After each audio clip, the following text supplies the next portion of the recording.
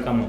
अच्छा, हमने आज डिस्कस ये करना है कि जो हमने कल पाइथन के अंदर हेलो वर्ल्ड किया था या करवाया था, अगर कराया था तो एआई ड्रिवन हो गया, अगर किया था तो कोड सेंट्रिक किया, मैंने खुद कोड किया था वो, यानी एक स्ट्रेटजी थी कोड सेंट्रिक जिसमें हमने कोड खुद से लिखा था, यानी वो जो भी मैंने लाइन एक लिखी थी, अभी आज हम फिर डिस्कस भी करेंगे। दूसरा एआई ड्रिवन था। एआई ड्रिवन मतलब वही काम मैंने एआई से कराया, जो भी काम एआई से करवाएं उसको एआई ड्रिवन बोलते हैं, ठीक है। और अगर एआई से एआई का काम कराएं तो उसको एआई नेटिव बोलते हैं, एआई नेटिव, एआई नेटिव। मैं एक्सेल ड्रा भी खोल लेता हूँ ताकि साथ साथ आपको समझ आती रहे। अच्छा, यानी एआई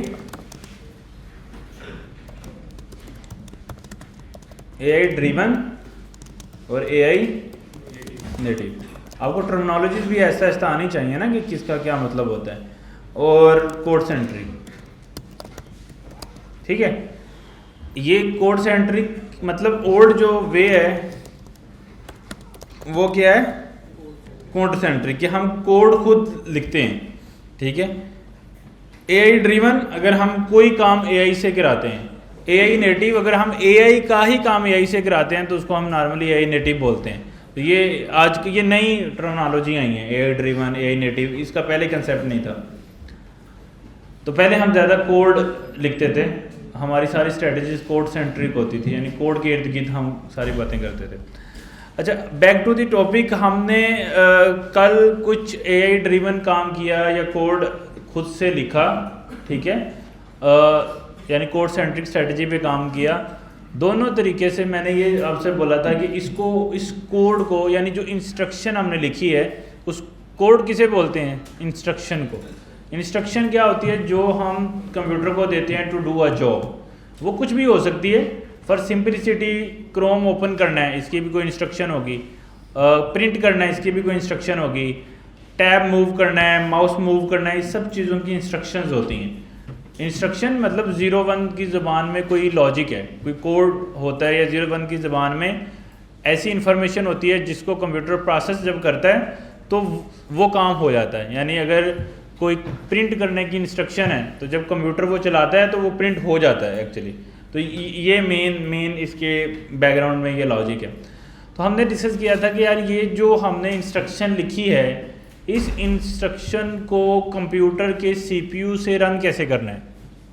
यानी मैंने एक इंस्ट्रक्शन लिखी है 2+2, अब मैं अगर सीपीयू को देता हूँ ये इंस्ट्रक्शन तो मुझे सीपीयू क्या बताएगा, 4। जब मैं उसको कह रहा हूँ 2+2 तो मैं उससे पूछना चाह रहा हूँ आप मुझे बताओ कि इसका आंसर क्या है, वो बोलेगा 4 उसका आंसर है। यानी मेन हमारा गोल क्या है कि किस तरह हम कंप्यूटर के उस हिस्से में अपनी लिखी हुई इंस्ट्रक्शन पहुंचाएं कि वो उसको चलाए और उस चलाने के बाद उसकी कोई ना कोई आउटपुट हमारे पास आ जाए। ये हमारा मेन गोल है इस इंस्ट्रक्शन को लिखने का। देखो इंस्ट्रक्शन क्यों लिखते हैं, ताकि कंप्यूटर उसको चलाए और जो हम करना चाहते हैं वो हो जाए। जो मैंने इंस्ट्रक्शन लिखी थी कल, उसको मैं दोबारा ओपन कर लेता हूँ। वो जो हमने इंस्ट्रक्शन लिखी थी, ये हेलो वर्ल्ड, इस हर इंस्ट्रक्शन का एक मतलब होगा। इस इंस्ट्रक्शन यानी प्रिंट, ये ब्रैकेट्स और उसके दरमियान ये जो मैंने टेक्स्ट लिखा है यानी हेलो वर्ल्ड लिखा है, इसका मतलब ये है कि इसको मतलब ये जो भी मैंने चीज़ इसके अंदर लिखी है, इसकी आउटपुट क्या आएगी कि यही जो चीज़ लिखी है यही इसकी आउटपुट होगी। यानी ये इतनी एक सादा इंस्ट्रक्शन है, जो मैं उसको दे रहा हूँ वही मुझे वो दिखाएगा। यानी जब हम ये वाली इंस्ट्रक्शन कंप्यूटर को भेजेंगे प्रोसेस करने के लिए, जब उसका सीपीयू इसको रन करेगा तो इसका जो आउटपुट होगा वो वही होगा जो मुझे नज़र आ रहा है। इस इंस्ट्रक्शन का मतलब ये है। और इसको दूसरे लफ्ज़ों में हम प्रिंट बोल रहे हैं। प्रिंट क्या होता है, जब हम कोई पेपर प्रिंट करते हैं तो क्या होता है, जो हमने चीज़ उसको दी है वो सेम टू सेम वही आउटपुट के तौर पे आ जाती है। तो यहाँ पे भी इस इंस्ट्रक्शन का मतलब ये है कि जो मैंने इसके अंदर लिखा है यही मुझे आउटपुट के तौर पे नज़र आ जाए। इससे बस ये होगा कि ये जो इंस्ट्रक्शन है ये एक दफ़ा सीपीयू के अंदर जाएगी और वहाँ से होके वापस आएगी और इसकी रिज़ल्ट मुझे नज़र आ जाएगा। तो हमें एटलीस्ट ये कॉन्फिडेंस आ जाएगा कि मैं सीपीयू को से एक इंस्ट्रक्शन एग्जीक्यूट कराने में कामयाब हो गया हूँ। सही है। अब मैंने एक करा लिया तो मैं 1000 भी करा सकता हूँ, 1,00,000 भी करा सकता हूँ, फिर मैं जितनी मर्जी इंस्ट्रक्शन लिखता जाऊँ वो एग्जीक्यूट होती जाएंगी, लेकिन पहले एक दफ़ा तो एग्जीक्यूट हो। अच्छा, अगर ये एग्जीक्यूट होगी कैसे, मैंने आपको बताया कि प्रिंट का मतलब ये है कि आउटपुट सेम मुझे नज़र आ जाए। अगर ये नहीं आ रही तो ये एग्जीक्यूट नहीं होगी। अब हमें ये सीखना है कि ये एग्जीक्यूट होती कैसे है, ये एग्जीक्यूट होती कैसे है, ये समझना है ना। असल गेम तो ये है कि इसको एग्जीक्यूट करना है तो कैसे करें, उसके पीछे की क्या साइंस है। अच्छा, इसके पीछे की साइंस ये है, चूंकि ये पाइथन का कोड है, ये किस चीज़ का कोड है, पाइथन का कोड है, तो पाइथन का कोड क्या कंप्यूटर अपने सीपीयू में से गुजार सकता है या नहीं। यानी समझो ये कंप्यूटर का सीपीयू है, क्या हो रहा है, अच्छा ये समझो कंप्यूटर का हमारे पास सीपीयू है, ठीक है, सीपीयू, क्या ये जो है ये सीपीयू जो पाइथन का कोड मैंने अभी लिखा है, ये वाला कोड, इसको राइट अवे चला सकता है या नहीं, नहीं चला सकता, इसको नहीं चला सकता। वो क्यों, क्योंकि सीपीयू सिर्फ 0-1 की ज़ुबान को समझता है, यानी 0-1 ओनली ज़ुबान ये अंडरस्टैंड करता है। तो अभी जो कोड हमने लिखा है वो क्या है, वो तो हमने ये कुछ इंग्लिश का टेक्स्ट लिखा है। अब इसको अगर मैं भेजूंगा सीपीयू को तो कुछ भी नहीं होगा, एरर आ जाएगा टेक्निकली, ठीक है। अगर मैं डायरेक्ट इसको भेजूंगा तो क्या होगा, एरर आ जाएगा। अब इसका सलूशन क्या है कि पहले इस कोड को कन्वर्ट किया जाए किसके अंदर, 0-1 की ज़ुबान में। अब इतने साइंसदान तो हम हैं नहीं कि हम इस कोड को खुद ही 0-1 में कन्वर्ट कर लें, तो हमें किसी की मदद की ज़रूरत है। किसकी ज़रूरत है, मदद की ज़रूरत है। और वो जो चीज़ है जो इसको कन्वर्ट करती है, इसको हम क्या बोलते हैं, कंपाइलर बोलते हैं। अच्छा, पाइथन की ज़ुबान में इसको हम इंटरप्रेटर बोलेंगे। अब आप पूछेंगे सर दोनों में फ़र्क क्या है, कि कंपाइलर और इंटरप्रेटर में फ़र्क क्या है। पहले फ़र्क समझते हैं, फिर हम समझेंगे कि ये कन्वर्ट कैसे होगी। अच्छा, होगा क्या कि नॉर्मली जब हम एक इंस्ट्रक्शंस लिखते हैं, सेट ऑफ इंस्ट्रक्शंस लिखते हैं, टेक्निकली एक लाइन लिखी, ये यानी ये जो सेट ऑफ इंस्ट्रक्शंस हैं, set of instruction is called, set of instruction is called programme, set of instruction is called programme. तो ये मैंने क्या लिखा है, ये मैंने प्रोग्राम लिखा है। क्यों, क्योंकि इसमें ये मल्टीपल क्या हैं, इंस्ट्रक्शंस हैं। हर इंस्ट्रक्शन प्रोग्रामिंग में एक लाइन पे लिखी जाती है। यानी अब मुझे बताएं यहाँ कितनी इंस्ट्रक्शंस लिखी हुई हैं, एक, कैसे पता लगा, ये एक लाइन पे लिखी हुई है। अगर मुझे एक और इंस्ट्रक्शन लिखनी है तो मुझे दूसरी लाइन पे लिखनी है, ये स्टैंडर्ड है, लाइन 2। अगर मुझे एक और इंस्ट्रक्शन लिखनी है तो लाइन 3 पे लिखी जाएगी। ऐसे मल्टीपल इंस्ट्रक्शंस जो हैं हमने ऐसे लिख दी। अब ये वो इंस्ट्रक्शंस हैं। अब हमारा मेन गोल क्या है, हमारा मेन गोल क्या है, इस इंस्ट्रक्शंस को शिफ्ट करना है किसके अंदर, 0-1 की ज़ुबान में। ये हमारा मेन गोल है। अब इसको कन्वर्ट करने के दो तरीके हैं। एक तरीका ये है कि जितना भी कोड है, यानी जितना ये इंस्ट्रक्शंस हैं या प्रोग्राम हैं, ये सारी एक ही दफ़ा में सारी की सारी कन्वर्ट हों, सारी की सारी एक ही दफ़ा में कन्वर्ट हों 0-1 के अंदर, और फिर क्या हो, रन हो। यानी इसकी हम पहले ये जितनी इंस्ट्रक्शन है सबको एक ही दफ़ा में, ऑल को हम क्या करें, 0-1 में शिफ्ट कर लें, और फिर रन करने के लिए इसको किधर भेजना होता है हमें, सीपीयू को। ठीक है, क्या बात समझ आई कि अगर 1 2 3 4 5 6 7 7 इंस्ट्रक्शंस हैं, अगर 7 की 7 पहले 0 1 में शिफ्ट हों और फिर कहाँ जाएं, सीपीयू को, इस पूरे प्रोसेस को बोलते हैं कंपाइलर। क्या बोलते हैं? कंपाइलर। कि हमने इस कोड को कंपाइल किया है। कंपाइल मतलब all the code shifted in 0 1 in one go, यानी एक ही दफ़ा में सब कुछ शिफ्ट कर दिया है। अच्छा, दूसरा तरीका क्या है? दूसरा तरीका ये है कि लाइन बाय लाइन, यानी पहली लाइन को पहले शिफ्ट कर लिया किसमें, 0 1 में, पहली लाइन को, और उतनी लाइन को क्या कर लिया, सीपीयू को भेज दिया। ठीक है, फिर अगली लाइन को फिर 0 1 में शिफ्ट कर लिया और उसको किधर भेज दिया, सीपीयू को प्रोसेस करने के लिए, है ना। एंड फिर second third fourth line by line conversion हो रही है। इस पूरे प्रोसेस को हम बोलते हैं इंटरप्रेटर। सही है। अब कुछ प्रोग्रामिंग लैंग्वेजेस इंटरप्रेटर हैं, इंटरप्रेटर के थ्रू प्रोसेस होती हैं सीपीयू में, और कुछ जो हैं वो कंपाइलर के थ्रू प्रोसेस होती हैं। अब आप ये पूछ सकते हैं कि सर ऐसा क्यों किया गया? हर बात के पीछे लॉजिक है ना, कि मतलब कुछ कंपाइलर बेस बना दी, कुछ इंटरप्रेटर बेस बना दी, वजह क्या है? कोई तो साइंस होगी ना पीछे। अच्छा, वो साइंस क्या है? वो साइंस ये है कि अगर हम कंपाइल टाइम पे सारा कोड कन्वर्ट करते हैं, ठीक है, तो कोड कन्वर्ट हो गया। अब अगर उसके अंदर कोई इशू आता है तो सारा कोड कन्वर्ट होने के बाद जब मैं उसको चलाऊंगा तो मुझे क्या पता लगेगा कि इसमें एरर आया या नहीं आया।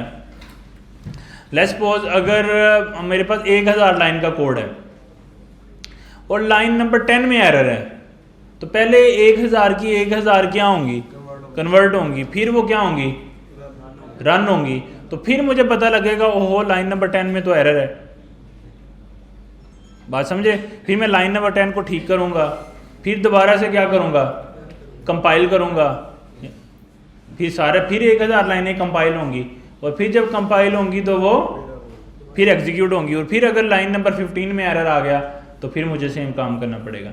इंटरप्रेटर में क्या होगा, अगर 1000 लाइनें चलनी हैं तो पहली कन्वर्ट होगी, सीपीयू में चल जाएगी, दूसरी कन्वर्ट होगी, चल जाएगी।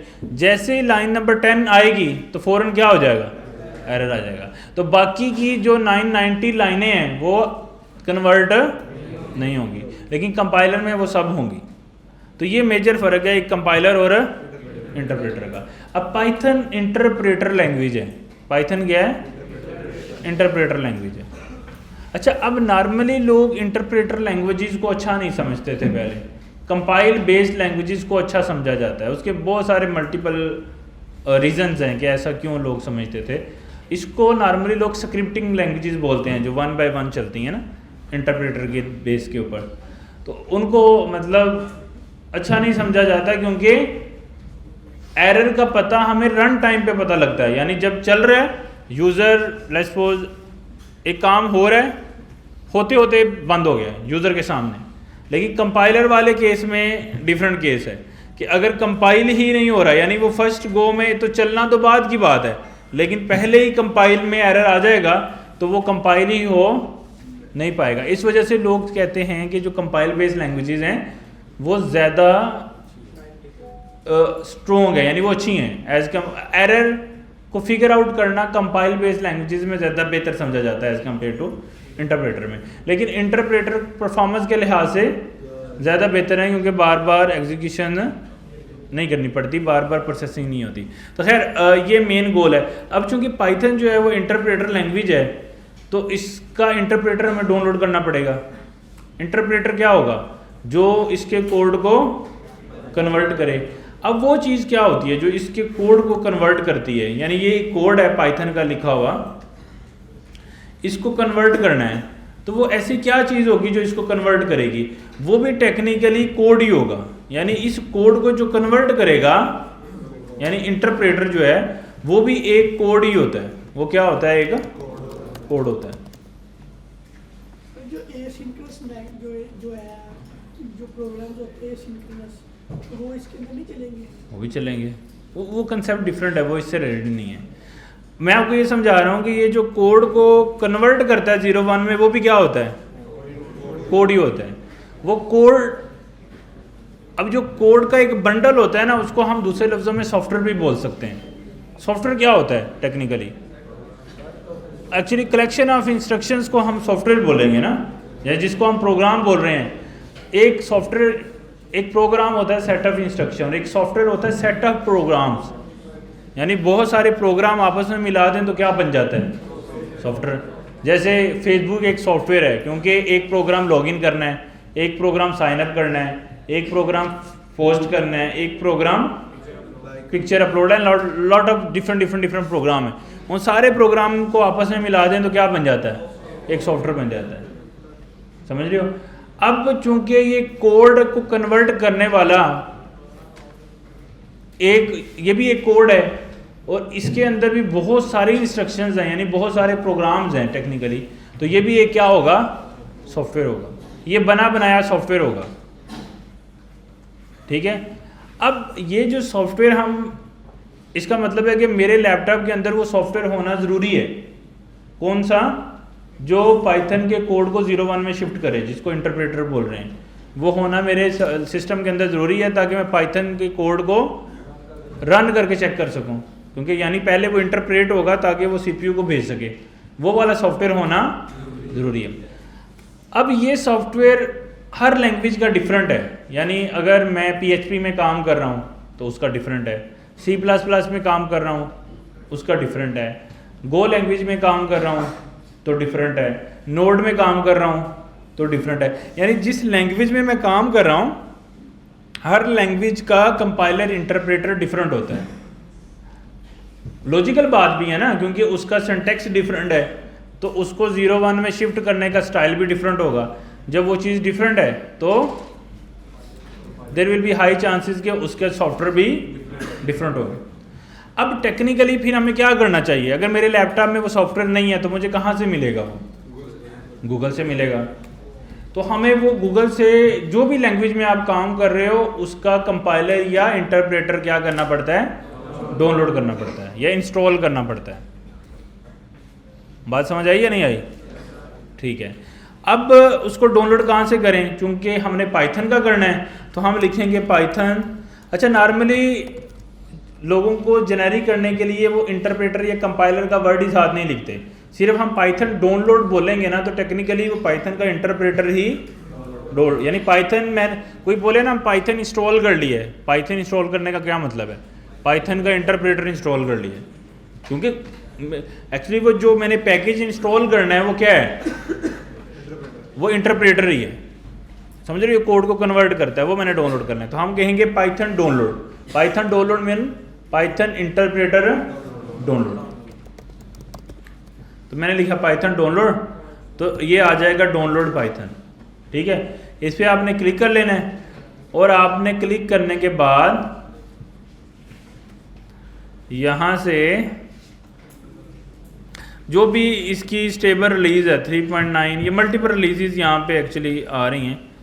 तो जो स्टेबल रिलीज़ है 3.11 3.13 शायद चल रही है अभी लेटेस्ट, तो वो आप उसको डाउनलोड कर सकते हो यहाँ से, और उसकी स्टेबल रिलीज़ जो है वो आपको मिल जाएगी।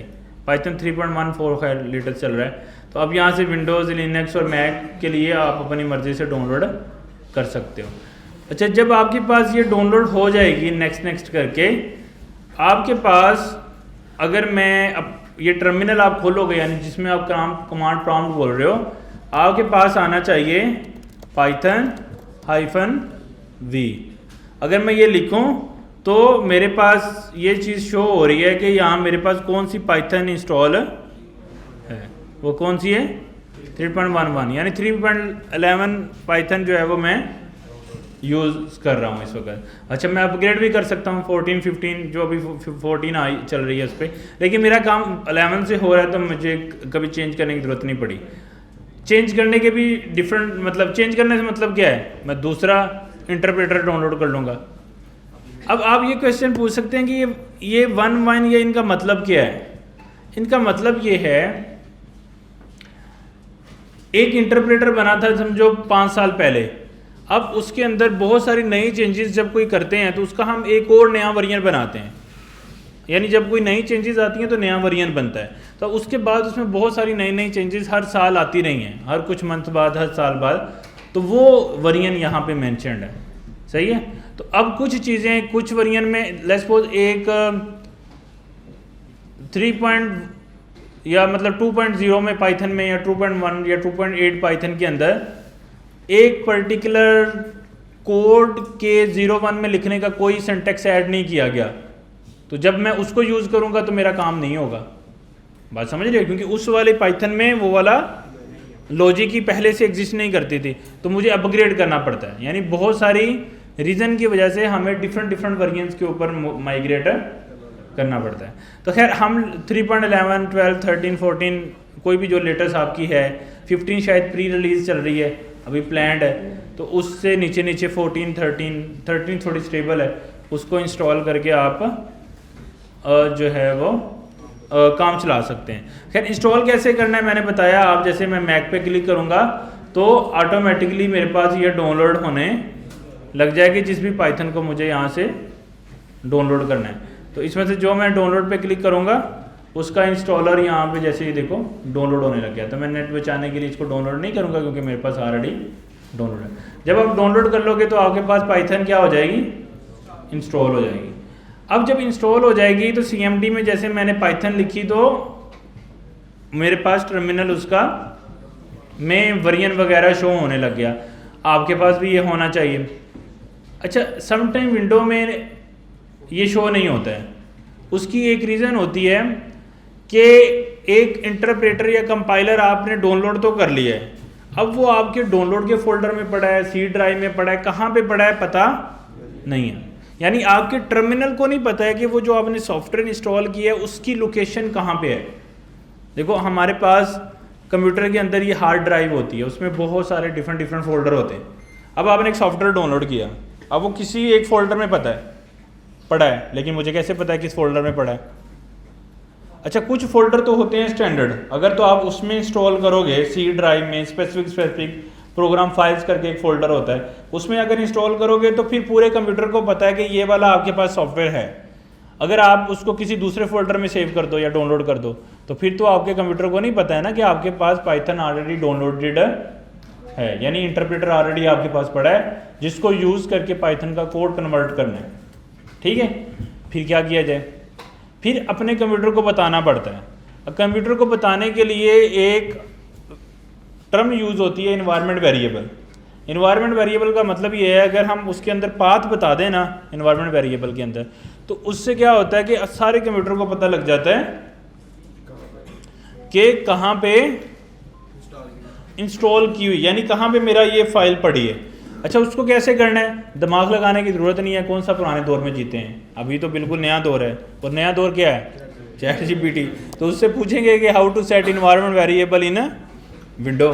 तो अभी मैं पूछ लेता हूँ हाउ टू सेट, क्लियरली बात बोलते हैं ना, I have downloaded Python from, पूरी बात, जितना अच्छी बात बताएं तो उतना उसको कंसेप्ट बनता है कि हम क्या बात कहना चाह रहे हैं। अच्छा, यहाँ से डाउनलोड किए and install, how I can set environment variable in Windows. अच्छा, अब एक चीज़ का, अब मैंने इसको बहुत स्पेसिफिक पूछा है क्योंकि मुझे नॉलेज था। अब ये आप बात समझो कि जो मैं प्रॉम्प्ट लिख रहा हूँ जो आप लिखोगे फ़र्क है, उसमें फ़र्क क्या है। मुझे इन्वायरमेंट वेरिएबल क्या होता है पता, तो मैंने लिखा है। अगर मैं ना लिखूं और मैं बिल्कुल ही मतलब उसको कोई बात ही ना समझाऊं कि मैं क्या करना चाह रहा हूं, तो उसको वो आपको घुमाएगा। तो यानी समटाइम बच्चे कहते हैं ChatGPT मुझे नहीं बता रहा, उसकी मेन वजह क्या है, आप उसको सही पूछ ही नहीं रहे। इसी वजह से आप क्लासेस लेने आए हो। क्यों? क्योंकि आपको इस तरह के वर्ड याद हो जाएं जो प्रॉम्प्ट में लिखने हैं और प्रॉम्प्ट में लिखने के लिए मैटर करते हैं। ठीक है, हमने बोला, उसने बोला मेथड नंबर 1 ये वाला पाथ आप करना है, मेथड नंबर 2 और सो ऑन। अब एक्चुअली अब उसने पता नहीं, अब उसने बताया क्या है, इसमें करना क्या है। विंडो ऑटोमेटिकली, अच्छा वो कह रहा है कि Windows automatically set the environment variable for you, automatically हो जाता है। If you already install Python without checking it follow method 2। वो कह रहा है if you have notice the Python installer has a check box add python.exe to path. अगर आप इसको चेक कर देते हो इंस्टॉल करते हुए तो फिर क्या होगा, ऑटोमेटिकली ऐड हो जाएगा। अगर आप इसको चेक नहीं करोगे तो ऑटोमेटिकली ऐड, तो इसका मतलब है कि आपने इंस्टॉल करते हुए एक चेक आएगा, उसका नाम क्या होगा, python.exe टू। इसको आपने क्या करना है, टिक करना है। अगर नहीं करोगे तो मसला आएगा, अगर कर दोगे तो वो ऑटोमेटिकली हो जाएगा। अच्छा अब नहीं किया तो क्या करें, गलती हो जाती है इंसान से। वो कह रहा है find your Python installation path default location are usually क्यों बोल रहा है, वो कह रहा है कि मुझे नहीं पता कि आपने कहाँ किया है, लेकिन स्टैंडर्ड ये है कि इस फोल्डर में होता है। User your user name app data local program Python 3x, इस तरह का कह रहा है आपका कोई पाथ होगा, इसको आपने ढूंढना है सी ड्राइव में से। ये देखो सी ड्राइव बोल रहे हैं, या इस वाले पाथ पे होता है कह रहा है, तो ढूंढ लो कहाँ पे है। अच्छा उसके बाद वो कह रहा है कि you can in the folder you will see python.exe और a script contain pip etc, you need both of these path, ये दोनों पाथ आपको चाहिए। फिर आपने क्या करना है, ओपन एनवायरनमेंट वेरिएबल, कैसे विंडो का एक आइकन बना होता है हमारे पास, विंडो प्लस R, वो करेंगे तो आपके पास टर्मिनल खुल जाएगा, उसमें आपने ये वाला कमांड हिट करनी है। उसके बाद डिवाइस टैब में जाना है, क्लिक टू इन्वायरमेंट वेरिएबल, फिर आपने वहाँ पे जाके पाथ को इन्वायरमेंट वेरिएबल में जाके क्लिक करना है न्यू, और न्यू करके वहाँ पे ये दोनों पाथ आप सेट करके ओके कर दोगे और वेरीफाई करोगे python वर्जन, उससे आपका वर्जन जो है वो शो होने लगेगा। हमने क्या सीखा, ईजीएस्ट तरीका फिर क्या हुआ, दूसरे वाला थोड़ा सा कॉम्प्लिकेटेड है, पहले वाला क्या सही है, डाउनलोड करते हुए इसको चेक कर दो ताकि ज़िंदगी आसान हो जाए, ठीक है। तो अगर आ जाए इशू तो फिर आगे मामला, तो फिर सेकंड ऑप्शन तो है, फिर चैट जीपीटी फिर भी नहीं आ रहा, फिर चैट जीपीटी स्टिल है, तो कुछ ना कुछ तो हम निकाल लेंगे उसमें से। खैर ये आपने करके अपने पास सेटअप कर लें। अब जब ये इंस्टॉल हो गया है तो आपके पास एक सॉफ्टवेयर आ गया है, यानी एक्चुअली जब मैं इसको डाउनलोड कर रहा था तो ये कोई देखो डॉट पैकेज, ये कोई सॉफ्टवेयर है जो मेरे सिस्टम में क्या हो रहा है, डाउनलोड हो रहा है।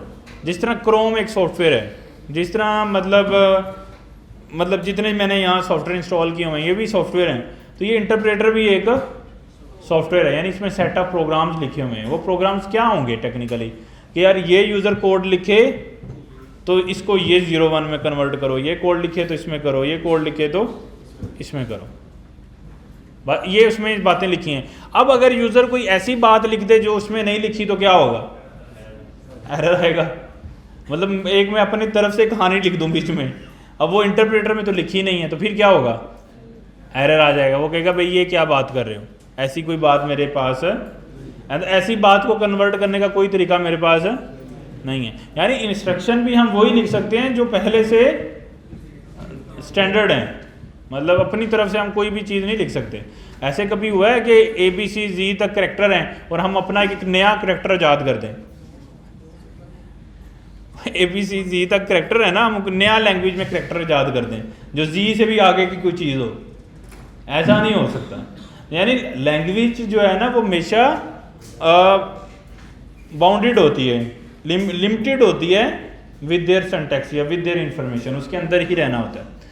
खैर back to the topic again, उसमें हमने अब ये आपको समझ आ गया, तो इसका मतलब है कि मेरे पास ये सॉफ्टवेयर ऑलरेडी है और मेरे पास फाइल भी है, तो मैं क्या कर सकता हूँ, इसको कन्वर्ट करके रन कर सकता हूँ।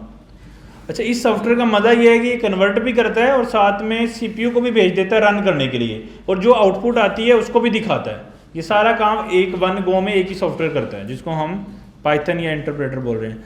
अच्छा अब मैंने इसको रन करना है तो मैं बाकी सारी चीज़ें जो हैं वो ख़त्म कर देता हूँ। यहाँ पे जब आप इस वाली स्क्रीन पे होंगे जहाँ से हम AI भी कर रहे हैं और फाइलें भी हैं हमारे पास, इस वाली जगह पे आगे आपने ऊपर देखना है, यहाँ पे लिखा हुआ है टर्मिनल। तो वहाँ से करना है आपने न्यू टर्मिनल। जैसे आप करोगे तो इस पर दोबारा क्लिक करते हो ना, ये हाइड हो जाता है, समटाइम्स स्पेस कम होती है तो आप इसको हाइड कर सकते हो। इसी तरह ये वाले टैब पे क्लिक करोगे तो ये साइड वाला पैनल भी हाइड हो जाता है अगर आपके पास स्पेस कम हो। फिर ये नीचे वाला ये टर्मिनल ओपन हुआ है, इसको अगर आप अप डाउन करके स्पेस एडजस्ट कर सकते हो। अच्छा, अब इसमें हमने क्या काम करना है, पाइथन को करना है। अभी मैंने वैसे एक काम और किया है, मैंने ये एरर किया है। अब मैं चाहता हूँ कि यार ये जितनी चीज़ें ये क्लीन हो जाएं, तो मैं लिखता हूँ क्लियर। अच्छा, विंडो में क्लियर नहीं चलता, विंडो में चलता है CLS, उससे क्या हो जाती है स्क्रीन क्लियर होती है। मैक में क्लियर चलता है तो मैं क्लियर यूजुअली करूँगा। अच्छा, अब क्लियर करके मैंने यहाँ पे मैंने अभी कुछ नहीं किया, तो मैं लिखूँगा पाइथन स्पेस फाइल का नाम क्या है। अच्छा, अगर आप पूरा कोई बड़ा सारा नाम है तो आप उसका फर्स्ट लेटर लिख के टैब दबाओगे तो ऑटो कंप्लीट भी करता है, ठीक है, तो वो कंप्लीट हो जाता है। उसको हिट करूंगा तो क्या हुआ है, तो हमने यही सीखा था ना, प्रिंट का मतलब क्या है, यानी उसके अंदर जो कुछ लिखा होता है वो आउटपुट के तौर पे शो कर देता है। अच्छा, अब अगर मैंने यहाँ पे लिख दिया है माई ओन प्रिंट और उसको कह देता हूँ हेलो वर्ल्ड, तो क्या होगा, एरर क्यों आएगा, वो कहते हैं my own print is not defined. भाई वो कह रहे हैं कि मैंने अभी बोला ना कि ABCZ तक ही हैं वही यूज करने हैं, उससे आगे जाओगे तो मामला खराब है, तो जो लिखा है उसी को करना है, सिंटैक्स। तो अब आप बोलोगे सर ये तो याद करना पड़ेगा। खैर AI ड्रीवन में तो नहीं करना पड़ेगा, लेकिन भाई इंग्लिश भी तो याद करनी पड़ती है ना, ABC क्या करें, बच्चों को हम मतलब जब बचपन होता है ना वहीं से लगाते हैं ABCD याद कराने शुरू करते हैं। मतलब फिर लैंग्वेज में कुछ चीज़ें ऐसी होती हैं जिसको याद करना पड़ता है, ये मजबूरी है। खैर हमारे लिए इजी है, अब AI ड्रीवन आ गया तो उसमें तो याद ना भी करें तो चलता है हमने। और दूसरा ये है कि अगर आप प्रैक्टिस इतना कर रहे हो तो फिर तो मतलब सुबह शाम तो शायद बेगम भी याद नहीं आती जितना प्रिंट याद रहता है, क्योंकि सुबह शाम ये ज़्यादा होता है ना, और कोई काम हो ना हो का तो कोड तो फिर होता है। डेवलपर की ज़िंदगी में कोड ना हो तो वो कैसा डेवलपर है, तो वो उसको बड़ी यूज टू हो जाती हैं ये चीज़ें, वो मुश्किल नहीं लगता उसको, बात समझ रहे हो। तो ये तो फ़न जो है वो चलता रहेगा इसके साथ, यानी कहने का मकसद ये है कि जो बात लिखी है वही होगी तो चलेगी, अगर वो नहीं होगी तो नहीं चलेगी। मेन कंसेप्ट ये है कि हम CPU को इंस्ट्रक्शन भेज सकते हैं कि इस चीज़ को स्क्रीन पे प्रिंट कर दो, तो वो उसको स्क्रीन मतलब ये जो टर्मिनल की नीचे है ना आउटपुट, इस पे प्रिंट कर दो, तो वो प्रिंट कर देता है। जैसे मैं लिखता हूँ ना प्रिंट, तो वो इसको जैसे मैं रन करूँगा तो प्रिंट कर देता है। अच्छा, अभी मैंने एक और किया कि मैं एरो दबाता हूँ तो जो लास्ट वाली इंस्ट्रक्शन होती है तो ये लास्ट वाली जो कमांड होती है वो दोबारा आ जाती है, जो आपको बार बार लिखने की ज़रूरत नहीं है। तो क्लियर, और अब मैंने लास्ट चूँकि क्लियर किया था तो क्लियर आ रहा है, फिर एरो दबाऊँगा तो उससे लास्ट आ रहा है, तो उससे लास्ट पे क्लिक करेंगे तो अब ये लास्ट वाला अगेन आ रहा है। ठीक हो गया, ऑल सेट। अच्छा, अब ये बात भी हमें समझ आ गई फिर कि मतलब हमने हेलो वर्ल्ड टेक्निकली जो है वो अचीव कर लिया है, इसके अंदर ये चीज़ है। अच्छा, अब ये काम वैसे हम AI से भी करा सकते हैं, AI ड्रीवन, AI से भी क्या करा सकते हैं, AI ड्रीवन ये काम करा सकते हैं।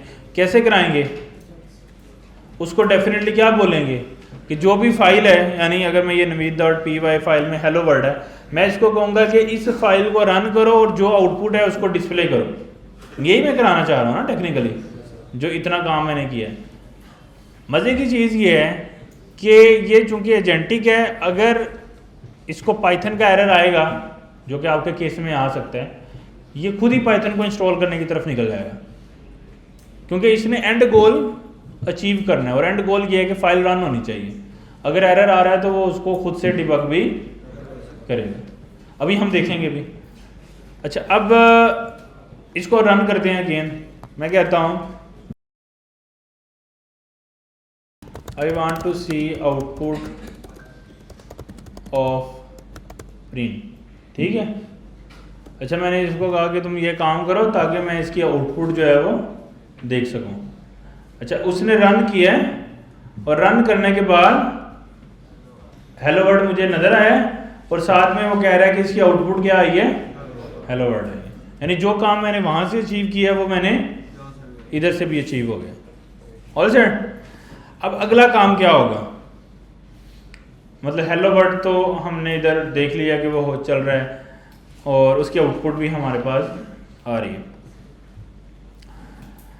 अब अगर मैं गलत कर देता हूँ, 2 दफ़ा टी डाल देता हूँ, अब इसको रन करने की कोशिश करते हैं अगेन सेम कमांड के साथ, तो देखते हैं अब वो क्या करता है। ए ड्रिवन में उसमें तो एरर आया था, तो एरर आ गया था, तो ए ड्रिवन क्या करता है उस केस के अंदर।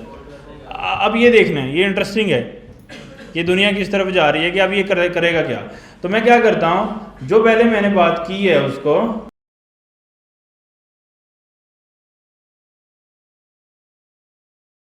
कंपोजर यूज करो ना ताकि सस्ता पड़े।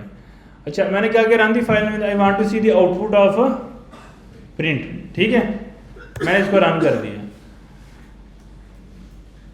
अब क्या किया है उसने, पूरी जर्नी देखते हैं।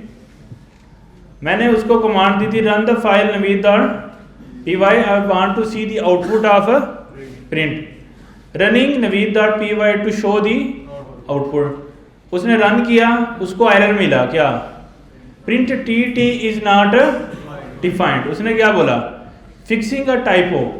अब उसको खुद ही पता लग गया कि ये टाइपो हो गई है, यानी टी 2 एक्स्ट्रा लग दिया है कि उसको खुद से पता लग गया, ये मैंने उसको बताया नहीं है, खुद से पता लग गया उसको।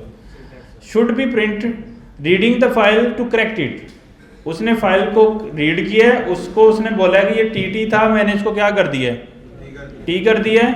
रनिंग द फाइल अगेन, उसको रन किया, हेलो वर्ल्ड आ गया, आउटपुट आ गई हेलो वर्ल्ड, और साथ में बता रहा है fix a typo print to the print, और एक फाइल एडिट हो गई है। आप इसको वो कह रहा है कि देख लो, और देख लो कि उसको कीप करना है या नहीं, कीप करना की मतलब कि उस चेंजेस को रखना है या नहीं।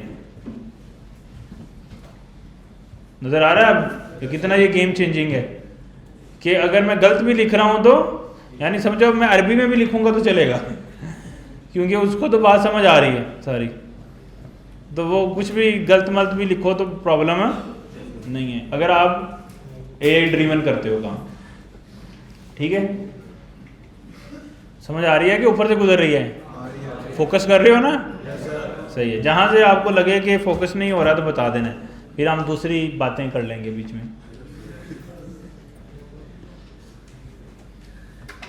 समटाइम फोकस बनाने के लिए ना इर्द गिर्द की बातें भी करना पड़ती हैं, तो जब बंदा थक जाता है। अच्छा खैर, इतनी बात तो हमें समझ आ गई। ठीक है, अब हम एक्चुअल जो अपनी फंडामेंटल्स ऑफ प्रोग्रामिंग है ना उसको डिस्कस करना शुरू करेंगे। आप मतलब एक लैंग्वेज की ABC क्या होते हैं वो सीखेंगे आप, कि पहला टॉपिक क्या है, दूसरा टॉपिक क्या है, तीसरा टॉपिक क्या है, उसको वन बाय वन उसको सीखेंगे और समझते जाएंगे। ताकि अभी तो चूंकि मैंने एक ही इंस्ट्रक्शन इसमें लिखी है, तो सिर्फ एक इंस्ट्रक्शन से तो नहीं बात बनेगी ना, तो बहुत सारी इंस्ट्रक्शंस लिखनी पड़ेंगी। तो उन सारी इंस्ट्रक्शंस को लिखने के लिए हर तरह, जिस तरह प्रिंट की बात आपको समझ आ गई है, इस तरह बाकियों की बात समझ आनी चाहिए। अच्छा, अब हम क्या करते हैं, ये सारी फाइलें डिलीट कर देते हैं, ठीक है, या AI को बोल देते हैं सारी डिलीट कर दो, वो भी कर देगा, एक ही बात है।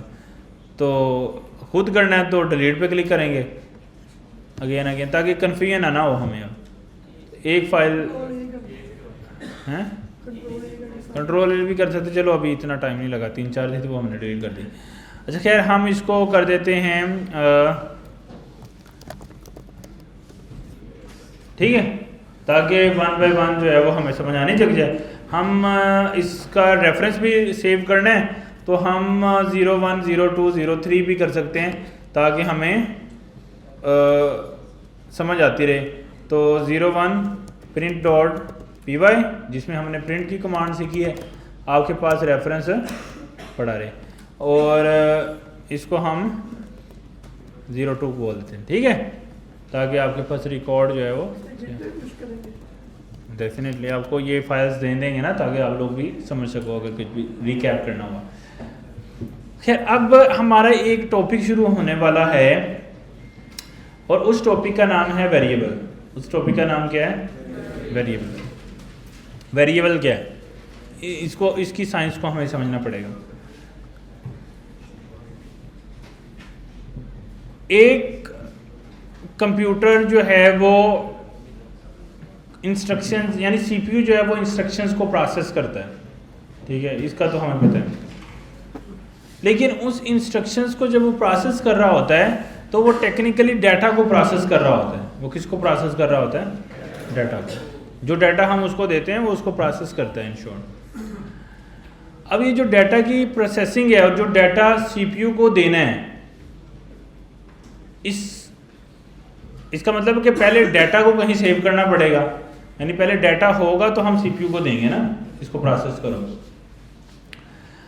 अब कंप्यूटर में डाटा दो तरह से सेव होता है। एक, जो हम ये फाइलें बनाते हैं, मतलब ये जो मैंने फाइलें बनाई हैं, ये जो जितने फोल्डर बने हुए हैं, ये क्या है? ये डाटा है। ये सारा क्या है? डाटा है। और ये डाटा परमानेंट स्टोर्ड डाटा है। परमानेंट का मतलब क्या होता है कि अगर मैं लैपटॉप को रीस्टार्ट भी करता हूं तो ये फाइलें यहीं पे नज़र मुझे आएंगी। तो मतलब ये क्या होगा? परमानेंट स्टोरेज होगी। तो अगर मैं यहाँ पे आपको डिफाइन करूँ तो मेरे पास डाटा को स्टोर करने के कितने तरीके हो गए? दो। एक परमानेंट और दूसरा टेम्परेरी। परमानेंट और टेम्परेरी में फ़र्क क्या है?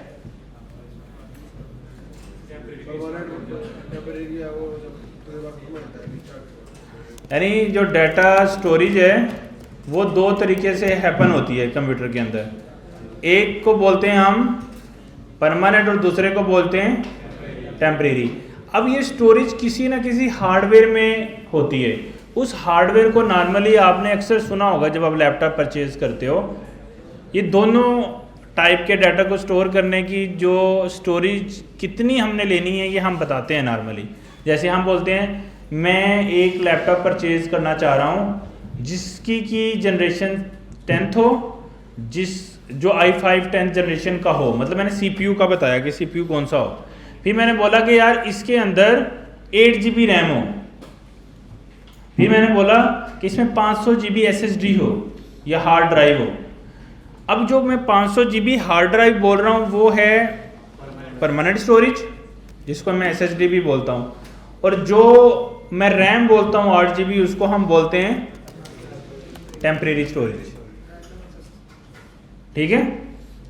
यानी जो मैं कहता हूँ ना कि लैपटॉप परचेज करते हुए यार मुझे एक लैपटॉप चाहिए जिसके अंदर 16 GB रैम हो, 1 TB GB SSD हो, तो उसको हम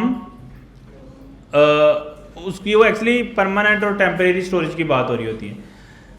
अब क्वेश्चन ये है, कभी हमने ये क्यों नहीं बोला कि मुझे 500 GB रैम का लैपटॉप चाहिए? कभी किसी ने बोला जाके दुकानदार को ये मुझे लैपटॉप चाहिए जिसमें 500 GB रैम हो? नहीं बोलते। ऐसा क्यों है? दिल नहीं करता है? हैं? होती नहीं है? ऐसा तो नहीं है नहीं होती, होती है।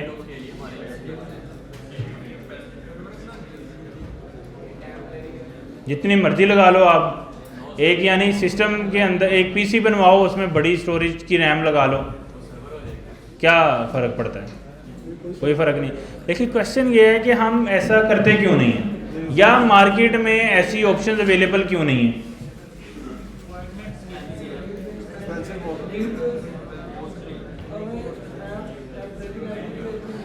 अच्छा, मेन रीज़न है कॉस्ट। आप 8 GB रैम भी लो तो आपको कितने की आती है? 4-5 हज़ार की, बस समझ रहे हो, इतने की आती है। 8 GB रैम भी लो, और अगर 500 GB लेनी पड़ जाए तो कितने की पड़ेगी?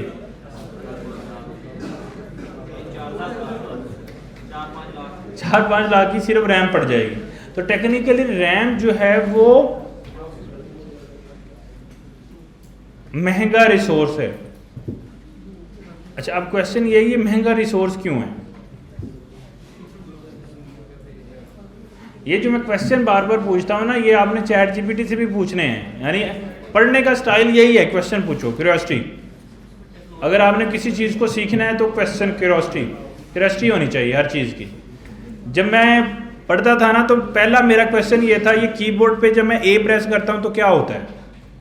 यानी जब टीचर ने आगे हमें पहले दिन पढ़ाया था ना, तो मैंने उससे पूछा था कि जब मैं ए प्रेस करता हूँ तो होता क्या है। क्यों? क्यूरियोसिटी। आपको पता होना चाहिए कि पीछे साइंस क्या हो रही है, वजह क्या है, ऐसे है तो ऐसे क्यों है, और ऐसे नहीं है तो ऐसे क्यों नहीं है। जब आप ये वाई ढूंढ लेते हो ना, तो आपको खुद ही समझ आ जाती है कि करना कैसे है, क्योंकि बेस चीज़ जो है वो वाई में होती है। क्वेश्चन ये है कि ये महंगी क्यों है।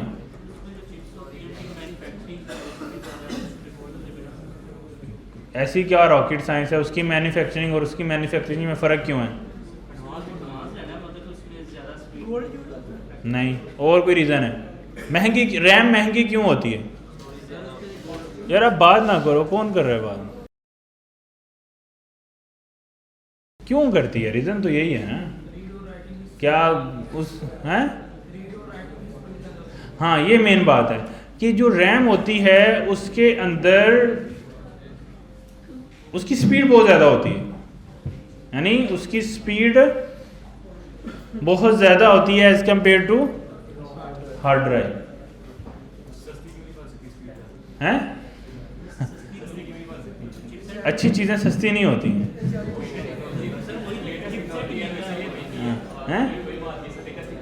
नहीं, ऐसा नहीं है। देखो, अगर आपने मतलब स्पीड ज़्यादा करनी है तो इसका मतलब है कुछ ना कुछ, अगर आपने कोई अच्छी मतलब कोई भी अच्छी चीज़ बनानी होता है ना, उसमें टोटली डिपेंड होता है कॉस्ट पे।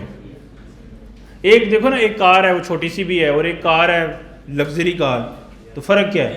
कार तो कार ही है, लेकिन दोनों की परफॉर्मेंस में फ़र्क आ जाता है। अब ऐसा नहीं है कि मतलब छोटी कार वालों को बड़ी कार बनानी नहीं आती है, बनेगी वो भी ऐसे ही, लेकिन फिर वो कॉस्टली बन जाएगी ना, समझ रहे हो? इसलिए अगर अच्छी परफॉर्मेंस गेन करनी है तो उसमें अच्छा मटेरियल लगाना पड़ेगा। जब अच्छा मटेरियल लगाना है तो उसकी कॉस्ट जो है वो बढ़ जाएगी टेक्निकली। तो इसलिए रैम जो है वो कॉस्टली होती है, ठीक है, और हार्ड जो है वो, या एसएसडी जो है वो चीप होती है। इसीलिए हम अक्सर 500 GB, 1 टेराबाइट, 2 टेराबाइट हार्ड खरीद लेते हैं। वो इतनी हमें कोई महंगी 5-7 हज़ार की टेराबाइट हार्ड मिल जाती है पुराने दौर की, सही है। अच्छा, अब उसमें भी ट्रांजिशन आ रही हैं। जो पुरानी थी वो इतनी बड़ी हार्ड ड्राइव, कभी देखी है किसी ने? वो बड़े वाली बॉक्स होता था, जिस तरह वो फिल्में नहीं, VCR जिस तरह होते थे, वो बड़ा सारा VCR नहीं होता था जो डालते थे ऐसे तो फिल्म चलती थी, तो वो टेप जिसे कहते थे, वो उसी तरह की होती थी हार्ड ड्राइव पहले। अगर किसी ने कंप्यूटर रखा हो तो उसको पता हो। अब वो बहुत स्लो होती थी, यानी उसमें डाटा ट्रांसफ़र करने लग जाता तो दिन गुजर जाता था। फिर वहाँ से कंसेप्ट आया SSD जो है उससे काफ़ी ज़्यादा तेज़ है। SSD में आप ऑलमोस्ट डाटा जो है वो 500 MB तक डाटा ट्रांसफ़र कर सकते हो पर सेकेंड। अब SSD से भी आगे एक नई टेक्नोलॉजी आ गई है, उसको हम बोलते हैं NVMe। तो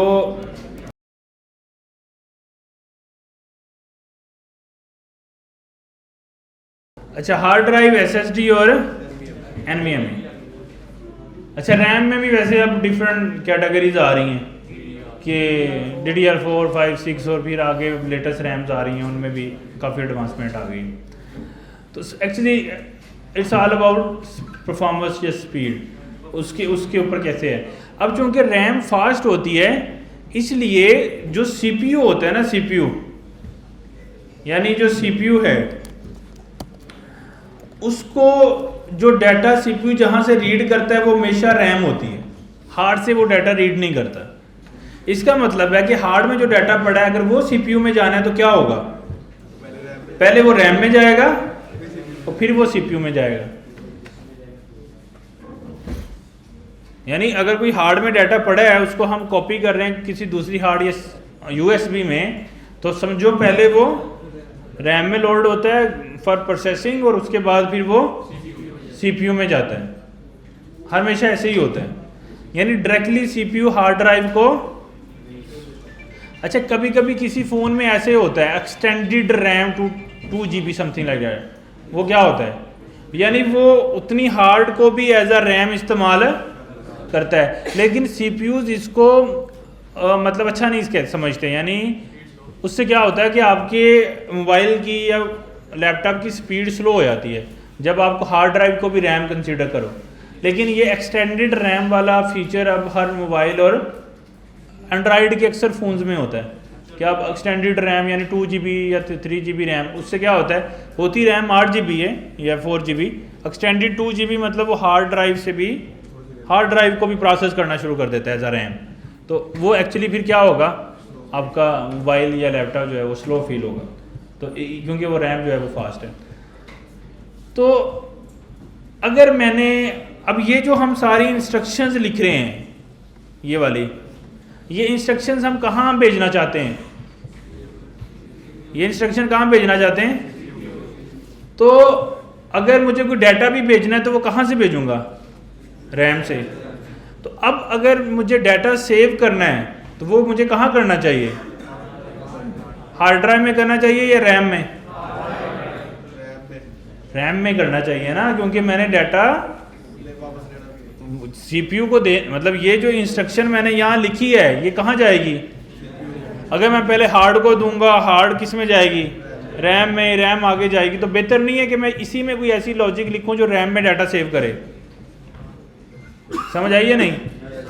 अब ये आपके लिए बिल्कुल नई चीज़ है, जिनको प्रोग्रामिंग नहीं आती, वो क्या है, आपने हार्ड ड्राइव में तो डाटा बहुत दफ़ा सेव किया है, फाइलें USB से ये वो, हाँ फिल्में शिल्में कापी शापी की हैं बहुत दफ़ा, लेकिन कभी रैम में डाटा सेव किया किसी ने, नहीं। तो रैम में डाटा सेव नहीं किया। तो रैम में डाटा कौन सेव करता है, जो आपके सॉफ्टवेयर होते हैं ना, वो रैम में डाटा सेव कर रहे होते हैं। अक्सर आपने देखा होगा जब आप बहुत सारे सॉफ्टवेयर चला लेते हो, आपका सॉफ्टवेयर हेल्ड हो जाता है, रुक जाता है। उसकी वजह क्या होती है, उसकी भी मेन वजह ये होती है कि आपकी जो रैम है वो क्या हो जाती है, फुल हो जाती है। देखो ना, रैम की एक स्पेस है, अगर वो बिल्कुल फुल भर जाएगी तो क्या होगा, आपका सिस्टम हेल्ड हो जाएगा। हेल्ड क्यों होता है, क्योंकि अब कोई दूसरा सॉफ्टवेयर आप चला रहे हो, उसने भी रैम में डाटा क्या करना है, स्टोर करना है। अब रैम पे स्पेस नहीं है तो वो क्यू में लग गया कि मैं जब रैम खाली होगी तो मैं इसमें सेव करूंगा, और ना वो खाली होती है ना वो उसमें सेव कर पाता है, तो सिस्टम क्या हो जाता है, और फिर आप उसको शट डाउन करते हो, तो शट डाउन करके रीस्टार्ट करते हो तो चल जाता है। क्यों, क्योंकि RAM is a temporary memory, RAM is a, जब आप उसको रीस्टार्ट करते हो तो रैम क्या हो जाती है, बिल्कुल एम्प्टी, क्लियर हो जाती है, तो फिर स्पेस आ जाती है, फिर जब आप कोई सॉफ्टवेयर चलाते हो तो वो चलने लग जाता है। बात समझे आप। तो ये बेस इसके अंदर लॉजिक होती है रैम की स्टोरेज में। अच्छा, आप देख भी सकते हो कि रैम में कितनी स्टोरेज है, कितनी चीज़ें हैं, उसको मैक में मॉनिटर बोलते हैं, और यानी ये आ रहा है मेरे पास फिजिकली 16 GB रैम है, 11 GB वो यूज़ हो रही है, 4 GB कैशे के पर्पज़ के लिए है। तो ये कौन कौन सा सॉफ्टवेयर कितनी कितनी रैम यूज़ कर रहा है, यहाँ पे डिटेल उसकी जो है वो आ रही है, हैं? विंडो में टास्क मैनेजर होता है, तो मैक में वो मॉनिटर है, तो इससे मुझे अंदाज़ा लग जाता है। तो उससे आप देख लेते हो अक्सर, आप जब आपका लैपटॉप स्लो होता है ना, कि आपकी मेमोरी फिल हो रही है, या आपका CPU के अंदर इतनी पावर नहीं है वो फिल हो रहा है, या आपकी हार्ड ड्राइव भी समटाइम 100% पे चली जाए उसकी यूजेज, तो वो भी आपके लैपटॉप को स्लो कर देती है। तो उससे हमें अंदाज़ा हो जाता है एक्चुअली कि लैपटॉप स्लो क्यों हो रहा है। अच्छा, अब इतनी बात सबको समझ आ गई। तो हम इसका मतलब है कि हम भी क्या बना रहे हैं, सॉफ्टवेयर बना रहे हैं, इंस्ट्रक्शंस लिख रहे हैं, तो हम भी डाटा कहाँ स्टोर करेंगे, रैम में। तो अब हम आम लोगों से थोड़ा सुपीरियर हो गए, क्योंकि आम लोगों को रैम में डाटा स्टोर करना नहीं आता, हमें आएगा, क्योंकि अभी हम सीखने लगेंगे रैम में डाटा स्टोर कैसे करते हैं। अब रैम में डाटा स्टोर करने से पहले रैम को समझना पड़ेगा कि रैम क्या होती है। रैम या मेमोरी क्या होती है, यानी जब मैं कहता हूँ ये 8 GB मेमोरी है या ये 500 GB मेमोरी है, ये क्या होती है, नहीं, इस मेमोरी का मतलब क्या होता है, ये मेमोरी के यूनिट है। जिस तरह जब हम दूध लेने जाते हैं तो उसको कहते हैं ना 2 kg दे दो, तो kg क्या है, ये उसका यूनिट है कि आप इतनी वैल्यू मुझे दे दो। और उस यूनिट की एक स्पेसिफिक डेफिनेशन होती है, यानी 1 पाव की लहदा डेफिनेशन है, ½ kg की लहदा डेफिनेशन है, 1 kg की लहदा है, 2 kg 5 kg 10 kg की लहदा डेफिनेशन है। और उसका एक बेस यूनिट भी होता है। इसी तरह लीटर जो है होता है, 1 लीटर 2 लीटर 3 लीटर, यानी उसकी जो है वो डिफरेंट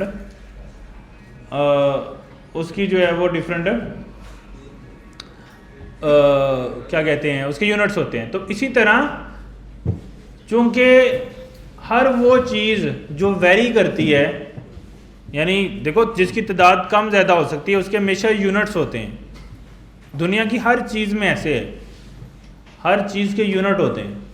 जो चीज़ कम ज़्यादा हो सकती है उसके अंदर यूनिट्स होते हैं, ठीक है। तो इसी तरह मेमोरी में भी यूनिट्स हैं, लेकिन सबसे पहले उसका सबसे जो स्मॉलेस्ट यूनिट है ना, उससे चीज़ समझ में आती है। जो उस पर्टिकुलर चीज़ का स्मॉलेस्ट यूनिट होता है। तो मतलब इसी तरह जैसे यानी लीटर के अंदर जो उसकी स्मॉलेस्ट वैल्यू है, या सेंटीमीटर के अंदर उसकी जो सेंटीमीटर है, मीटर है, उसकी जो स्मॉलेस्ट वैल्यू है ना हर एक यूनिट की, वो उसकी बाकी की वैल्यूज़ को प्रिडिक्ट करने में आसानी पैदा करती है। यानी अगर हमें 1 kg समझ आ जाए तो 2 kg ऑटोमेटिकली समझ आता है, मतलब डबल हो गया उसका। क्या ख्याल है? तो यानी उसका स्मॉलेस्ट यूनिट पता लग जाए तो उसके बड़े यूनिट को डिडक्ट करना आसान है। इसी तरह मेमोरी के अंदर जो उसका स्मॉलेस्ट यूनिट है वो है 1 बिट। उससे जो बड़ा यूनिट है 8 बिट इक्वल टू 1 बाइट, और 1 byte equal to 8 bit, sorry. और उसके बाद क्या होता है, केबी कितना होता है, 1024 byte equal to 1 KB, 1 kilo byte. 1 KB 1024 KB equal to 1 MB। अच्छा, कभी कभी आपने IB भी सुना होगा, वो क्या होता है? मतलब MB होता है एक MIB, KB होता है KIB। उसमें थोड़ी वेरिएशन है। वो क्या है, उसके अंदर पूरा 1000 होता है, यानी उसमें 24 नहीं होता है, ऐसे 1000 पूरा होता है। तो अक्सर आपको जो नेट वगैरह देते हैं ना, वो आई डालते हैं बीच में, क्योंकि वो जो 24 है ना उसको वो खाने के चक्कर में होते हैं, क्योंकि आम लोगों को तो पता नहीं होता, तो वो उसको खा जाते हैं बीच में से। लेकिन खैर हम 1 KB। इसी तरह MB फिर 1024 MB इक्वल टू 1 GB, और बाकी सारे 1024 आगे टेराबाइट, जीटाबाइट और वो डिफरेंट हो जाते हैं। तो अगर आपने देखने के टोटल कितने होते हैं, क्या करें फिर? I want to learn memory units, please tell me from bit to highest value. ठीक है, मैंने ये उसको एक्सप्लेन कर दिया। अब आप इसको पूछोगे, वो बोलेगा यान 1 बिट है smallest unit of memory, can store 0 और 1 byte can store 1 character like these, larger unit KB, megabyte, gigabyte, terabyte, petabyte, exabyte, zettabyte, yottabyte. मतलब वो ऐसे करके सारे उसने दे दिए। मतलब सोच रहे हो ना, मतलब अब आपको कुछ भी डटा लगाने की ज़रूरत नहीं है। आपको मैंने एक तरीका बताया, ChatGPT भी जहाँ 1 मिनट में पता लग जाता है, तो वो करके भी दिखा दिया कि कैसे करना है। तो ये सारी चीज़ें जो है आपके पास आ गई हैं। अब क्वेश्चन ये है कि ये 1 बिट या 8 बिट 1 बाइट बनता है, मतलब ये शो कैसे होता है? यानी जैसे मिल्क में तो वो लिक्विड होता है ना, उससे पता लगता है कि यार ये, उसका हम वेट करते हैं जब, तो हमें पता लगता है कि क्या है। इसमें हमें कैसे पता लगता है? इसमें पता लगने का तरीका क्या है कि ये एक रैम या हार्ड या मेमोरी की शेप होती है। उसमें क्या होता है, देखता हूँ अगर मेरे पास यहाँ पे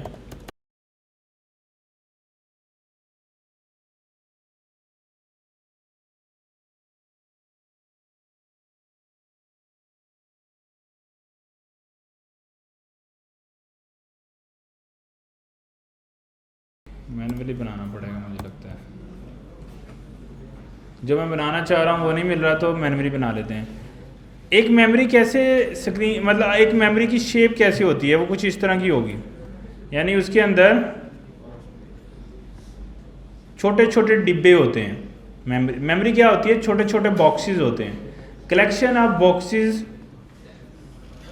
या जिसको हम सेल भी बोलते हैं, वो आपकी मेमोरी को रिप्रेजेंट कर रहे हैं। अब आप क्वेश्चन कर सकते हैं सर कि अगर एक 8 GB रैम में कितने बॉक्सेस सेल होते हैं, यानी ये बॉक्सेस जो है ना, ये आपकी रैम है, या हार्ड ड्राइव भी ऐसे ही होती है बॉक्सेस, बात समझ रहे हो, ये बॉक्सेस होते हैं। तो क्वेश्चन ये है कि एक रैम में कितने बॉक्सेस होते हैं, एक MB रैम में कितने बॉक्सेस होते हैं, या अब फॉर एग्जांपल मैं कहता हूँ कि एक बॉक्स वो 1 बाइट की स्टोरेज सेव कर सकता है, तो 1 MB रैम में कितने बॉक्सेस होंगे, कितने होंगे, 1024 बॉक्सेस होंगे, बात समझ रहे हो। अगर 1 बाइट का एक बॉक्स है तो 1 MB रैम कितना, उसमें कितने बॉक्सेस होंगे, 1024 बॉक्सेस होंगे। फिर एक KB में हो गए, नहीं बाइट है ना, एक देखो ना, 1 किलोबाइट सॉरी 1 KB की रैम हम क्या देते हैं, अगर 1 KB की रैम हो तो कितने होंगे, 1024 बॉक्सेस होंगे।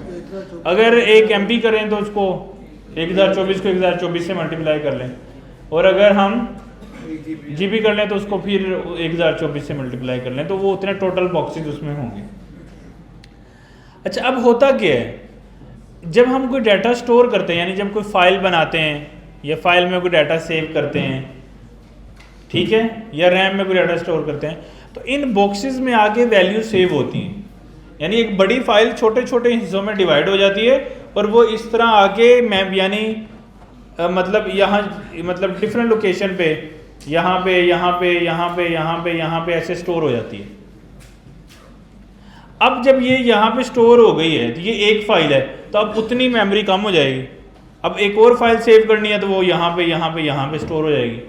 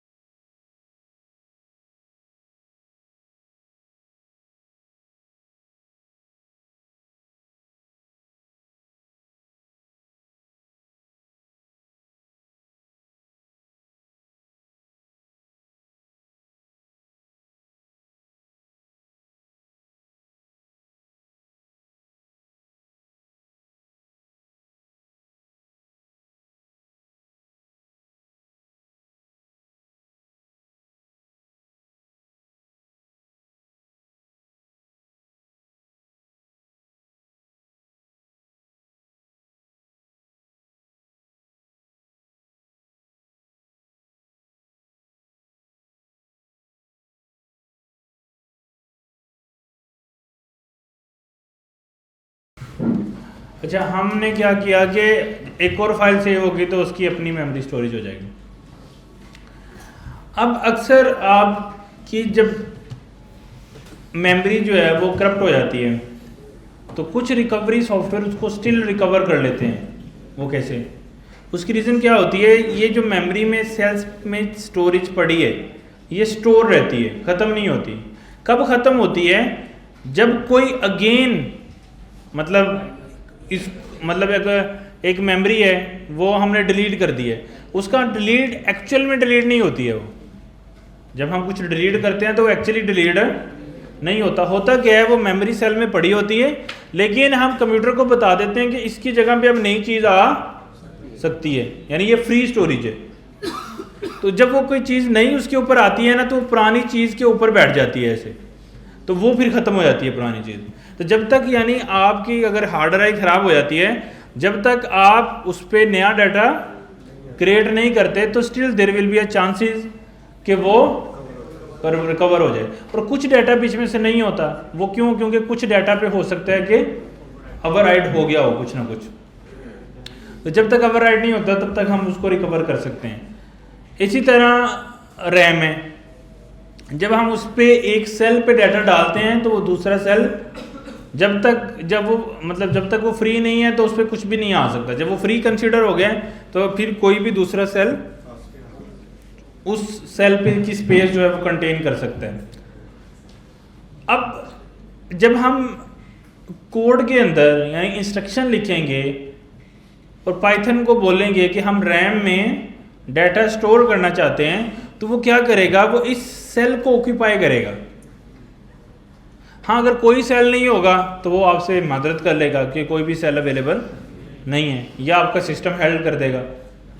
अगर उसको सेल कोई मिल जाता है, अब क्वेश्चन ये है कि कौन सा सेल मिलेगा, क्योंकि इसका नाम ही क्या है? रैंडम एक्सेस मेमोरी, मतलब रैंडम मिलेगा, कोई भी रैंडम सेल मिलेगा उसको, कोई एक रैंडम सेल उसको मिल जाएगा, उसके अंदर वो स्टोर कर देगा। अच्छा, अब ये जब हम इसके अंदर स्टोर करते हैं डाटा, तो वो डाटा हम किस तरह स्टोर करेंगे? मतलब मैं कहूँगा 1 स्टोर कर दो, क्या स्टोर कर दो? वो इसके अंदर आके बैठ जाएगा टेक्निकली। तो इस वाले सेल में क्या स्टोर हो गया? 1 स्टोर हो गया। तो हम जब हमने 1 स्टोर करना है तो हम कहेंगे नंबर इक्वल टू 1। तो हम क्या कहेंगे? Number equal to 1। अब नंबर इक्वल टू 1 का मतलब ये है कि रैम में एक वेरिएबल बनाओ जिसमें क्या स्टोर कर दो? 1 स्टोर कर दो। अगर मैंने इतने सारे बना दिए हैं, मतलब 10 वेरिएबल बनाओ और 10 के अंदर 10 डिब्बों के अंदर लैदा वैल्यूज स्टोर कर दो। अब आप पूछ सकते हैं कि सर कि ये 1 क्या एक ही डिब्बे में स्टोर हो सकता है या नहीं? 1 एक डिब्बे में स्टोर हो सकता है या नहीं, ये डिपेंड करता है। यानी अगर कोई बड़ी सारी फाइल है तो वो एक डिब्बे में स्टोर तो नहीं होगी ना, वो तो मल्टीपल डिब्बों में होगी। तो यानी हर डिब्बे का एक साइज होता है और हर वैल्यू का एक साइज होता है। वो वैल्यू अगर उस डिब्बे में आ सकती है तो वो एक में हो जाती है, नहीं तो मल्टीपल डिब्बों में सेम वैल्यू यानी चंक्स की फॉर्म में स्टोर हो जाती है। अब ये जब मैंने नंबर 1 लिखा तो हुआ क्या है? हुआ ये है कि यहाँ पे 1 स्टोर हो गया। लेकिन चलो ये वाली 1 की तो समझ आ गई है कि ये 1 जो है वो यहाँ पे स्टोर हुआ है। ये नंबर का क्या मतलब है? ये नम, अब ये इस डिब्बे का हमने क्या रख दिया है? एक नाम, यानी इस 1 वाले डिब्बे का नाम रख दिया है नाम। ऐसा क्यों रखा है हमने नाम? देखो, हम रैम में या हार्ड में डाटा स्टोर क्यों करते हैं? दोबारा उसको एक्सेस करने के लिए। अगर देखो यहाँ पे अगर हम फाइलें भी बनाते हैं तो हम उनके नेम्स रखते हैं, क्यों? ताकि बाद में इसको एक्सेस कर सकें और हमें याद भी रहे कि किसमें क्या चीज़ स्टोर की थी। इसी तरह जब हम रैम में वेरिएबल स्टोर कर रहे हैं 1 वैल्यू, तो अगर मुझे ये बाद में चाहिए है तो कैसे लूँगा मैं? उसके वेरिएबल के नेम से। तो यानी वेरिएबल एक ऐसा कंसेप्ट है जिसकी मदद से हम रैम में डाटा स्टोर कर सकते हैं। उस वेरिएबल के 2 पार्ट होते हैं, उसकी वैल्यू और उसका नेम। वैल्यू में एक्चुअल वैल्यू स्टोर होती है उस सेल की, और उस सेल को हम एक नाम दे सकते हैं जिसको हम वेरिएबल नेम बोलते हैं। तो ये नम क्या है? एक वेरिएबल नेम। इसी तरह मैं बोल दूं name may be user name equal to Naveed, user age, user email, user phone, ये सारी चीजें हमने इसमें यानी हमने मल्टीपल वेरिएबल्स बना लिए और उसमें सारा डाटा स्टोर कर लिया। तो हमने ये सारे वेरिएबल जो हैं वो बना लिए। अब होगा क्या? जैसे मैं इस फाइल को रन करूंगा टर्मिनल से जाके, मैं जैसे इसको रन करूंगा, अच्छा हमने क्या किया? नाम हमने चूंकि चेंज कर दिया था 02, टैब दबाएंगे तो वो आ जाएगा। एक्चुअली प्रिंट तो कुछ भी नहीं होगा, आउटपुट तो कुछ भी नहीं आएगी ना। हुआ ये है कि जैसे मैंने इसको रन किया तो ये सारे वेरिएबल कहाँ पे बन गए? रैम के अंदर बन गए। बात समझ आई? यानी रैम के डिब्बों में ये सारी वैल्यूज़ जो हैं वो स्टोर हो गई हैं। अब मुझे किसी भी डिब्बे की कोई वैल्यू चाहिए तो मैं क्या कर सकता हूँ, उसको रीड कर सकता हूँ, बस मुझे उसके वेरिएबल का नाम लेना है। तो मैं कहता हूँ प्रिंट करो रैम के डिब्बे यूज़र नेम में जो वैल्यू पड़ी है। अच्छा, मैंने इसको रन करके दोबारा चलाया तो अब वो मुझे क्या शो कर रहा है? नवीद। यानी यूज़र नेम वो प्रिंट नहीं कर रहा, क्या प्रिंट कर रहा है? उस यूज़र नेम में जो वैल्यू स्टोर है। यानी जब हम वेरिएबल को प्रिंट करते हैं तो टेक्निकली उसका नाम प्रिंट नहीं होता, क्या प्रिंट होता है? उसकी वैल्यू प्रिंट होती है। ठीक है, आप लोगों की अब असाइनमेंट ये है, वो हम सेंड भी कर देंगे। आपने चैट जीपीटी के साथ बातें करनी है वेरिएबल को लेके, कि वेरिएबल क्या है, क्यों है, किस तरह से बना था, पहला वेरिएबल किसने बनाया था, दूसरा वेरिएबल कैसे बना था। आपको इस वेरिएबल के बारे में A to Z हर बात का पता होना चाहिए। जैसे मैं उसको बोलता हूँ यहाँ पे, टेक्निकली आप कैसे सीखोगे, उसको बोलना है I want to deep dive variable concept, tell me about everything examples. सही है, ये मैंने इसको बोला। अब ये कुछ बताएगा, डीप डाइव कराएगा, उसमें एवरीथिंग कैसे हुआ, वेरिएबल क्या होता है, कैसे बनता है, वेरिएबल की डिक्लेरेशन क्या होती है, लैंग्वेज नेम, चीज़ें। आपने हर एक चीज़ इसके बारे में पूछनी है। अब कोई चीज़ उसको समझ नहीं आई, बार बार उससे समझना है कि ये क्या बात है, इसको बताओ, ये आपने जो बात लिखी है इसके बारे में भी बताओ, सारी चीज़ें। अगर फिर भी समझ ना आए, ये वॉइस के आइकन पे क्लिक करके इसके साथ बातें भी कर सकते हो लाइव, ताकि और डीप डाइव जा सकते हो। नेक्स्ट क्लास में यानी हम सब लोगों के चैट जीपीटी के थ्रेड यहाँ पे स्क्रीन पे देखेंगे कि उसने क्या बातें की हैं, और जो आपकी असाइनमेंट होगी वो आपने यहाँ से शेयर के बटन पे क्लिक करना है, और शेयर के बटन पे क्लिक करके कॉपी लिंक करके ये लिंक हमें सबमिट करना है। ठीक है, वो हम आपको यूआरएल भेज देंगे कहाँ सबमिट करना है। ठीक है, एक फॉर्म। यानी असाइनमेंट ये है कि चैट जीपीटी से बातें करनी है, वेरिएबल का कंसेप्ट सीखना है, और हमने ये चेक करना है कि आपने कितने मैसेजेस उसको किए हैं सीखने के लिए। और ये चेक भी होगी कैसे, हम रैंडमली इतने सारे बच्चों की तो हम क्लास में चेक नहीं कर सकते, लेकिन हम चेक कैसे करेंगे, हमारे पास एक स्पिन है, स्पिन दी व्हील। हम यहाँ पे जितनी रोज़ हैं उतनी चीज़ें ऐड कर लेंगे। जैसे हमारे पास कितनी रोज़ हैं यहाँ पे, कॉलम यानी कितने हैं, 1 2 3 4 5 और 6, तो हम ऐसे इधर से 5 और 6 ऐड कर लेंगे। अब जहाँ पे स्पिन रुकेगा, मैं गेम बता रहा हूँ आपको ताकि आप कल को एक दफ़ा चौंक ना जाओगे ये क्या हुआ है मेरे साथ। जैसे 2 पे रुक गया है तो 1 2 ये वाली लाइन आ गई। अब इसके अंदर भी मतलब 3 कॉलम्स हैं और पीछे को हम रोज़ काउंट कर लेंगे कितनी है, वो डाल के वो बंदा हम प्रेडिक्ट निकालेंगे, क्योंकि हम डिक्टेटरशिप को तो मानते नहीं हैं, जमहूरियत पे बिलीव करते हैं। तो पूरा जमहूरी तरीका जो है लगाएंगे बंदे को प्रेडिक्ट करने के लिए कि भाई ये ऐसे उंगली करूँगा तो फिर मसला है ना। तो जो जिस पे आ गई वो बंदा उसका थ्रेड ओपन कर लेंगे और फिर सबके सामने वो बताएगा कि उसने क्या बातें की हैं। ठीक है, तो अगर उसने असाइनमेंट सबमिट नहीं की है, या वो क्लास में नहीं शो हुआ, या उसने सीरियस नहीं लिया, तो हम सिंपली उसको क्लास से बाहर खड़ा कर देंगे। क्योंकि ऐसे लोगों की क्या ज़रूरत है ना, जो बातें नहीं मान रहे, या देखो आप लोग खुद नहीं अपने लिए सीखना चाह रहे तो क्या फ़ायदा है। इवन जिनको प्रोग्रामिंग आती भी है, लिटरली उनको वेरिएबल के बारे में नहीं पता है। मैं उससे पूछूंगा तो उसको नहीं पता है, उसकी बैकग्राउंड और साइंस के बारे में उसको नहीं पता है। अब एआई आने के बाद ये अपॉर्चुनिटी है कि आप उसके बैकग्राउंड में जा सकते हो, तो वो हम जाएंगे। ठीक है, ऑल सेट। आप लोगों का ग्रुप बना दिया था, उस ग्रुप के अंदर खामोश हो जाए यार। आप लोगों का ग्रुप बना दिया था, उस ग्रुप के अंदर जो है वो सारी डिटेल जो है हमने डाल देंगे, जिसके अंदर आपका यानी उसके अंदर हम सारी डिटेल जो है वो पुट कर देंगे आपकी असाइनमेंट के बारे में, जो मैंने आपको असाइनमेंट दी है उसके बारे में, और वो सारी चीज़ें। उस ग्रुप के अंदर मैं भी एडमिन हूँ और दानिश भी एडमिन है। कोई मसले मसाइल होते हैं तो आप हमें पूछ सकते हो। दूसरा, अगर उसके अंदर जो मेरे वाला नंबर है वो मैं यहाँ पे लिख भी देता हूँ, आप मुझे डायरेक्टली अपना नाम पता लिख के थोड़ी डिटेल बता के मैसेज भेज देना, मैं उसको सेव कर लूँगा अपने पास। आप भी मेरा सेव कर लेना, ताकि जब भी आप पूछो कोई बात तो मुझे पता हो कि ये किस बैच में से कौन सा स्टूडेंट है जो मुझसे बात कर रहा है, ताकि समटाइम्स सेंस बनाना मुश्किल हो जाता है ना इतने सारे स्टूडेंट्स के अंदर। तो आप लोगों ने मेरा नाम पता भेज देना कि किस बैच में से हो, आपका नाम क्या है, सही है। वो फिर मैं आपका सेव कर लूँगा नंबर, ताकि दोस्ती भी तो करनी है ना यार। आप मेरी तस्वीरें देखोगे, माशाल्लाह बोलोगे तो अच्छा लगेगा, क्या ख्याल है। तो मैं आपकी देखूँगा पिक्चरें, तो फिर आपको भी माशाल्लाह बोल देंगे, क्या ख्याल है, ठीक है।